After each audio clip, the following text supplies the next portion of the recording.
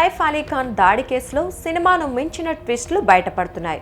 గంటకో వార్త బయటకు వస్తుండటంతో అసలు ఈ కేసులో ఏం జరుగుతోందో అంతుచిక్కని పరిస్థితి నెలకొంది.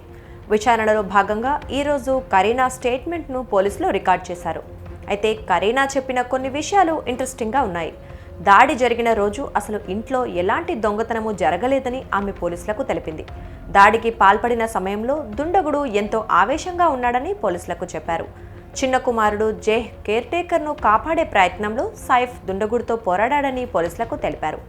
వీటితో పాటు ఆ సమయంలో మీరెక్కడ ఉన్నారు, అలాగే నిందితుడు ఎలా ఉంటాడు లాంటి విషయాలను కరీనాను పోలీసులు అడిగినట్లు సమాచారం. ఇలాంటి దొంగతనము చేయకపోతే అసలు ఎందుకు వచ్చాడన్న కోణంలో కూడా పోలీసులు విచారణ చేపట్టారు.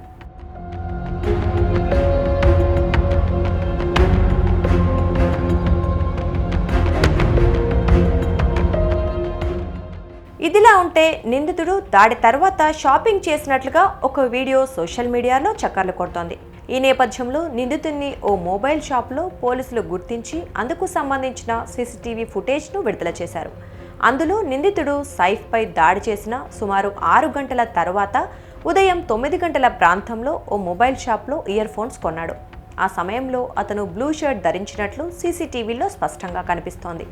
నిన్న ఆ షాపుకు వెళ్లి సీసీటీవీ ఫుటేజ్ను కలెక్ట్ చేసుకున్న ముంబై పోలీసులు ప్రస్తుతం దర్యాప్తు చేస్తున్నట్లు తెలుస్తోంది. నిందితుడు సీసీ కెమెరాలకు చిక్కినా ఎలా తప్పించుకుంటున్నాడన్న విషయం ఇప్పుడు తీవ్ర చర్చకు దారితీస్తోంది.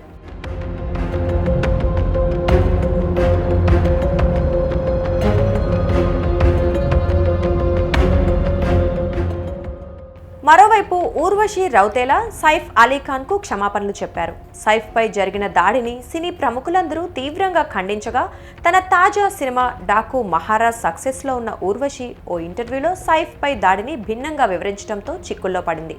నేను నటించిన డాకు మహారాజ్ 105 కోట్ల రూపాయలు వసూలు చేసి మంచి విజయం సాధించిందని, దీనికి మా అమ్మ నాకు డైమండ్ ఉంగరం బహుమతిగా ఇచ్చారని అన్నారు. దీంతో పాటు నా తండ్రి ఖరీదైన రోలెక్స్ వాచ్ను కానుకగా ఇచ్చారు.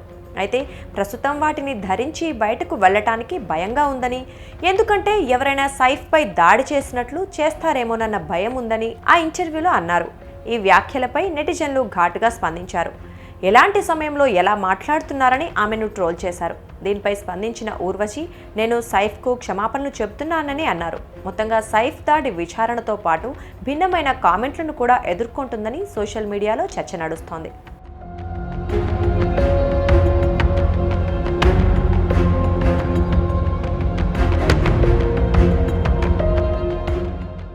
లీలావతి ఆసుపత్రిలో కోలుకుంటున్న సైఫ్ అలీ ఖాన్ను చాలా మంది పరామర్శిస్తున్నారు.